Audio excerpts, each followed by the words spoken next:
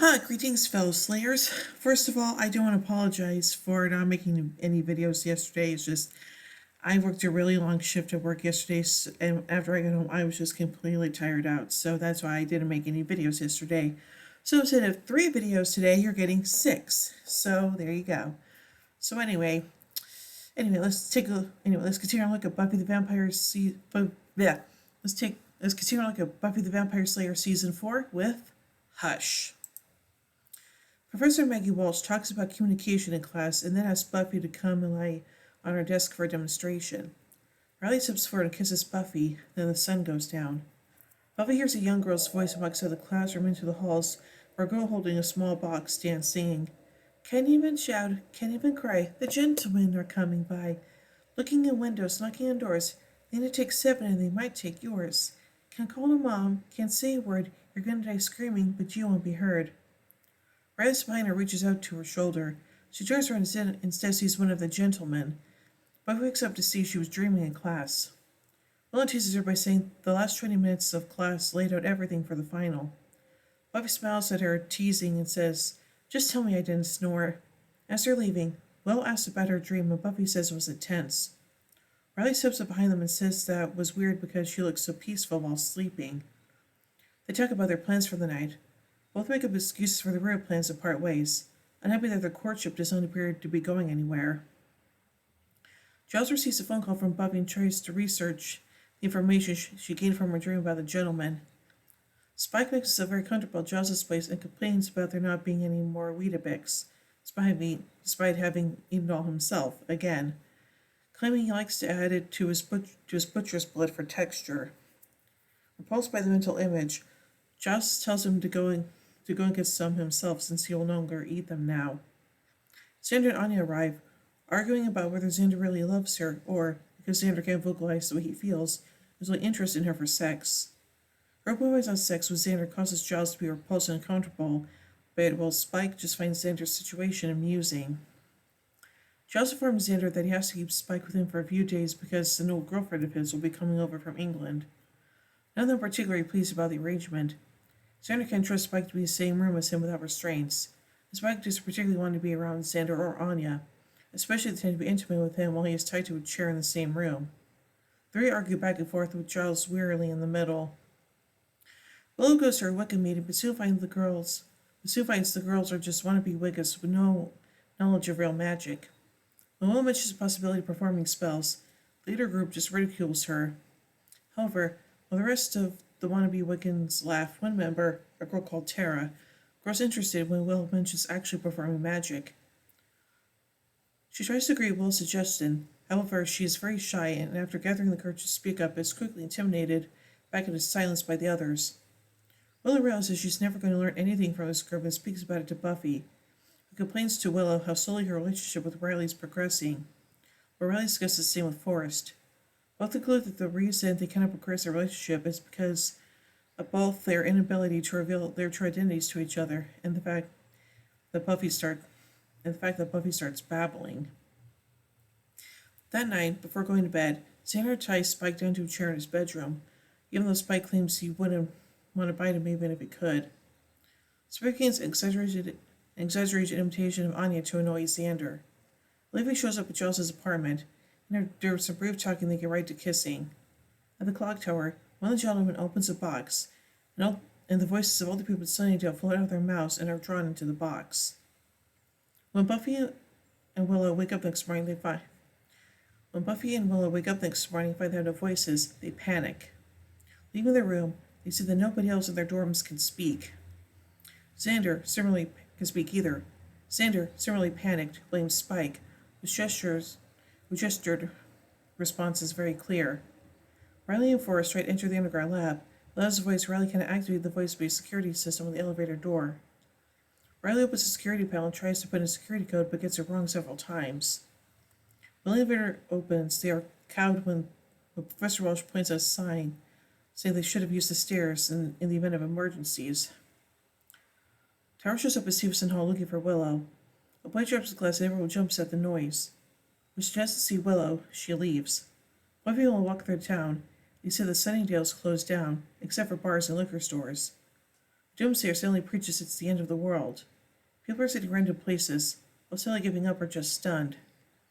They see someone selling dry erase boards for $10, at which Buffy rolls her eyes. So they show up at Giles' place armed with dry erase boards hanging from their necks. The television news report states that everyone in Sunnydale has come down with a case of laryngitis and the town's been quarantined. The threat of chaos looming that night, Buffy goes out to patrol, and Professor Walsh sends Riley and his team out incognito to maintain order. Riley and Buffy meet while walking out on the streets, and as Riley's about to leave, he turns and kisses Buffy for the first time. Later that night, the gentlemen and their demonic footmen lurk out into the night.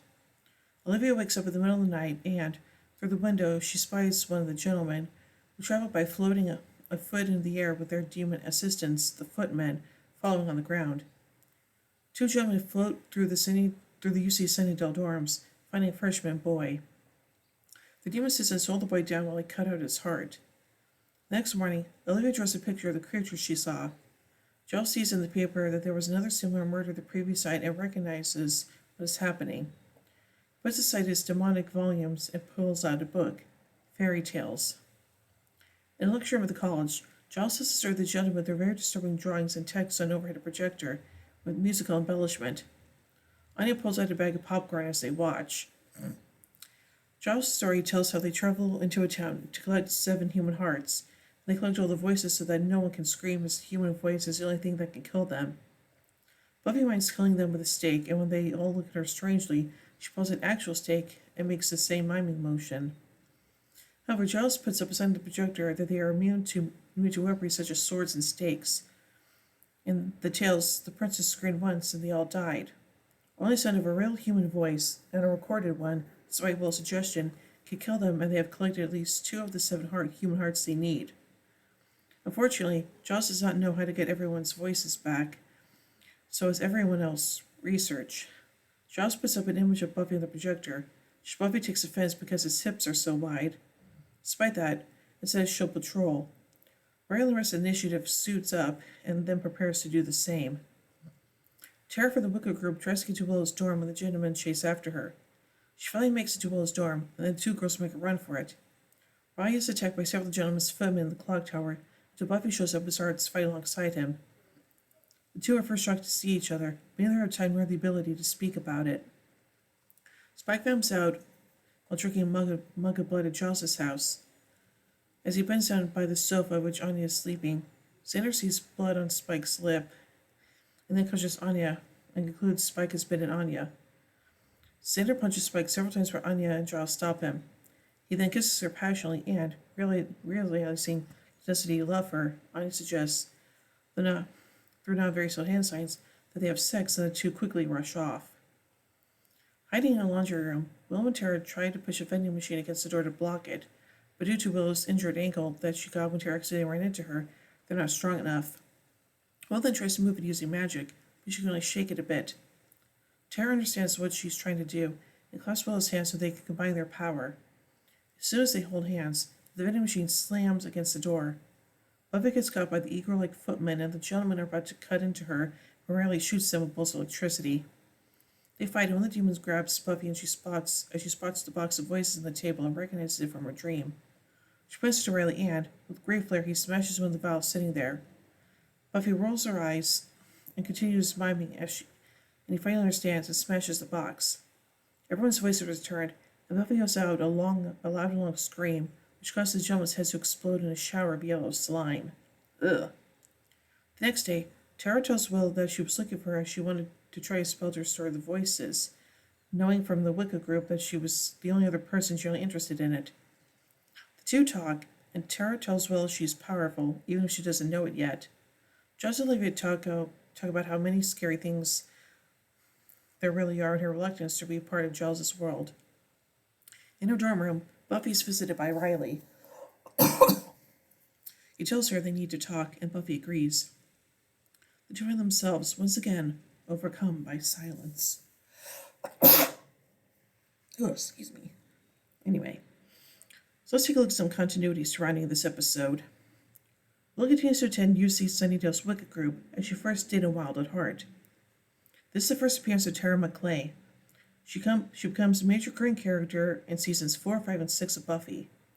Tara will have a huge effect on Willow's life, bringing Willow to the realization that she is gay, and the two enter a long-term relationship. In this episode, viewers get their first glimpse of Joss's use of gory and graphic artistry. His works will make another appearance in the episode First Aid, when he frames Cho-An so badly that she locks herself in the bathroom. Buffy and Riley kiss each other for the first time. They will begin a relationship in the next episode and end it in Into the Woods. After the gentlemen are defeated, Joss asks Olivia if she can deal with the dangers in his life, and she replies that she doesn't know. They are first seen together in The Freshman. Joss will dream about Olivia Restless, and we shall not be seen again until his funeral. After his resurrection, she begins working as a supernatural. She's been working as a supernatural consultant, and the two become close friends again. Oh, nice. So let's take a look at some production notes from this episode. This last episode to feature Mark Blucas as a guest star. From now on, he'll appear as either a regular or a special guest star. Excuse me. The sentence begins exactly 14 minutes and 3 seconds into the episode. Several scenes in this episode were filmed on Steam Street using Desperate Housewives. Many of the characters' homes can be seen. The two shows would share many actors over the years, most notably Nathan Fillion and Julie Benz. The first death scene was based on a dream Whedon once had of men floating at him as he lay in bed. Whedon says he can't believe the network let the joke on the masturbation gesture get in. The network also had a problem with Anya's penetration gesture.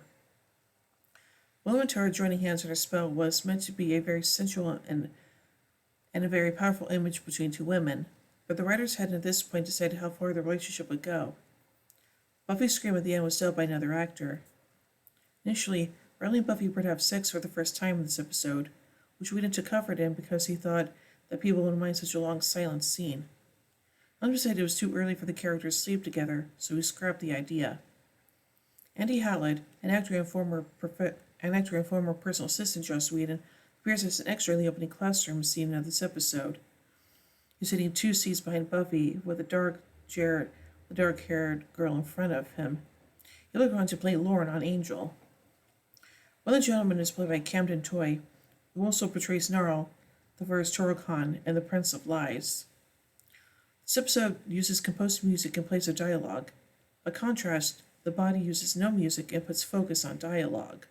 And now let's take a look at some pop culture references. Spikey's breakfast cereal, Weetabix. 4 seconds of cell-phone rarely to Clark Kent, the secret identity of Superman. The Bible passage written on the chalkboard during the silent church service is Revelation 15:1. The 7 plagues refers to maybe a reference to the 7 hearts taken by the gentleman. Hanks Jr. Liquor Mart has a white sheet hanging up front with "Yes, we're open" on it.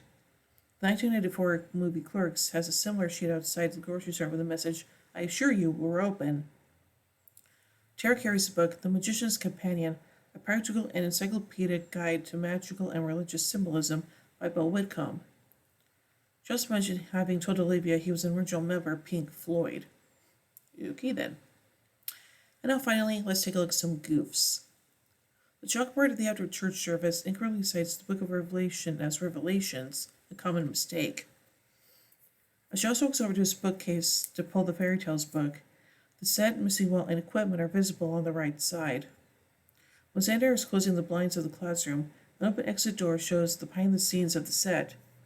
When they cut to showing Anya, Willow, Buffy, and Xander sitting in the seats, the door is closed with an exit sign above it. While the gentleman hovering by the college garden, a small white cart used to make them appear to be levitating can be briefly seen.